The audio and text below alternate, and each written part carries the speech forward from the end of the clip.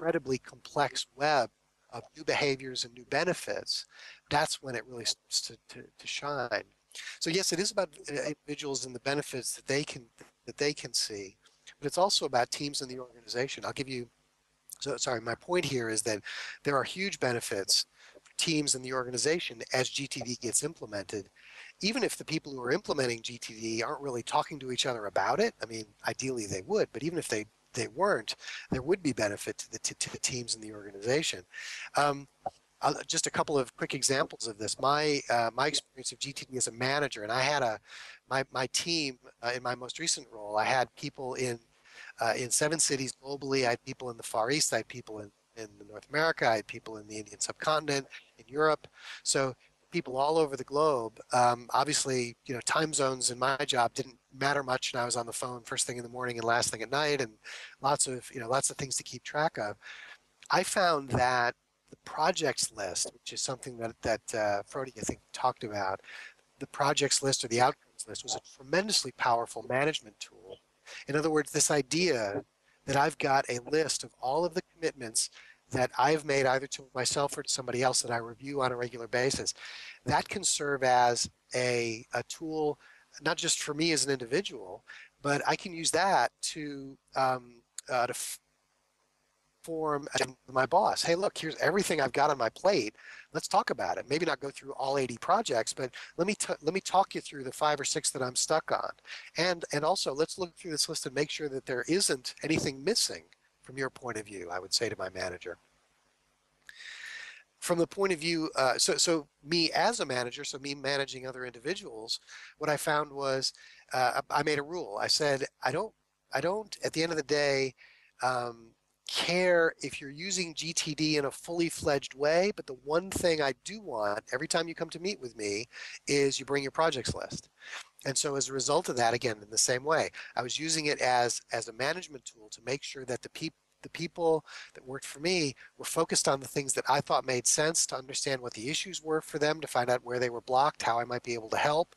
So the benefits go beyond the individuals very quickly, and they start to accrue to the organization. I'll just mention one other thing. We had a meeting, David and Ed and I had a meeting earlier today with a new client, and he was talking about the fact that one of the goals for them is they'd like to see improved morale. They'd like to see lower stress levels. And as we were talking about it, and David was sharing was some of the experience from his history in this work, it was becoming really clear that those were the kinds of benefits you could and should accept as people did implement GTD. So it's not just about individuals. The organization then can benefit in bringing better quality of life and bringing a broader range of benefits that'll benefit the whole team. We should do it because of the benefits it brings. This was a very common way to think about it, and most companies do, by the way. Many do. They look at it on the face of it. They say we're making a decision about whether or not we do GTD based on the benefits that it brings. Now, and absolutely valid thinking, and of course no company should do it unless they see benefit. But that having been said, one of the other things that I found was, especially at Morgan Stanley, we should also do it because the competition does. And this was a really interesting lever for me. I'll just give you a little bit of an insight into the mindset of somebody at Morgan Stanley, or generally at Morgan Stanley. At Morgan Stanley, we viewed that the competition, and one company in particular that you may have heard of, was the company we thought of as the biggest competitor was Goldman Sachs.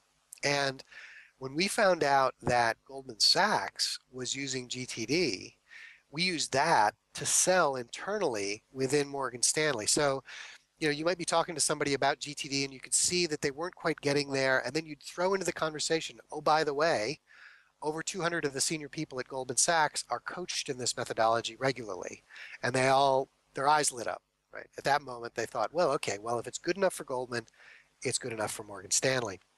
Now, in your own organizations, there may be something similar. There may be, a competitor that you look to, or maybe you don't view it from a competitive standpoint so much as what you say to yourself is, look, clearly this work is striking a nerve in the world.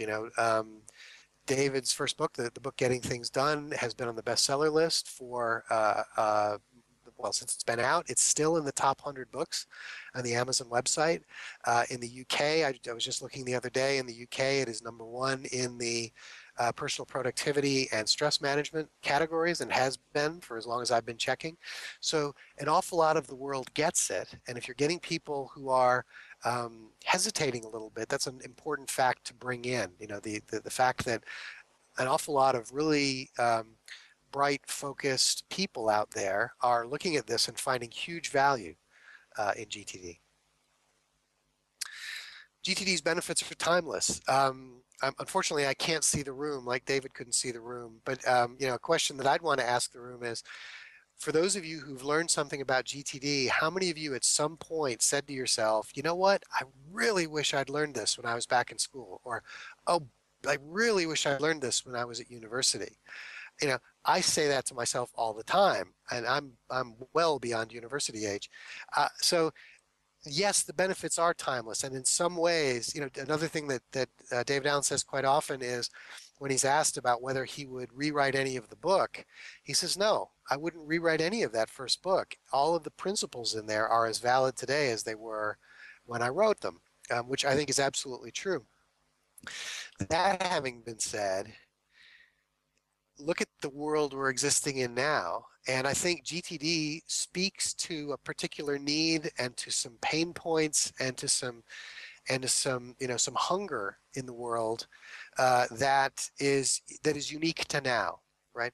So I'll give you a good example. I was out in Canary Wharf, the area of London where a lot of the big financial institutions are, a couple of weeks ago, talking to one of the folks from one of the big banks, not Morgan Stanley, but one of the other big banks, and she was saying to me, you know, I had a full-time job. I've now been given another job because we just did a round of layoffs, and the person who had this other job has gone, and I've now taken on their job in addition. I don't have any additional resource. I have the same staff that I did. There are no more hours in the day than there were, and yet I've got a huge amount more on my plate. So part of the reality for many folks in the current environment where companies are downsizing, they're getting rid of staff, is that people are in a position where they have to try to get more done with the same amount of time. And the question is, how do they do that without going absolutely mad or working every hour that God sends? So, so GTD, I think in particular, at the moment, the world has a cold that GTD can help to cure. And I think that's another important point to make as you're selling GTD within your organization. Um, yes, it is about individual change, and the benefits to individuals are transformative. That's certainly why, after all of my years in, you know, my career of 25 years in a combination of IT and in learning and development, I've chosen to get involved in this work, among other reasons, because I found it completely transformative and it changed my life. But at the same time, it's also about organizational change, and I think that that's something that's really important to stress. A client I was talking to not long ago, they've implemented a new set of corporate values, and you know, I was reading through this list of corporate values, and it included things like make sure that you keep your commitments, make sure that you manage expectations, make sure that you are managing your relationships properly. And as I was looking through this list of values, I thought to myself, you know, the organizational change that they're trying to make at this client is supported so fundamentally by the thinking behind GTD, it's going to be of tremendous value. So actually, as we put the proposal together for this client, what we said was, in effect, just that. You've said the following things are important to you as an organization, and these are the kinds of changes you're looking for in your organization. Well, GTD directly supports these things for the following reasons. So there's an awful lot of, you know, don't let yourselves get caught in the trap of, oh, it's just about time management, or it's just about individual change. Done properly, it can have huge benefits for the organization and can support a strategic organizational change agenda. Okay, so the other thing I just wanted to talk about briefly was Ed and I are, as I said, we're very excited about well, being here for a start, and thank you again for having me. We're going to be running a public seminar in Oslo on the 22nd of October. This seminar, it's a one-day seminar. It's called GTD Mastering Workflow.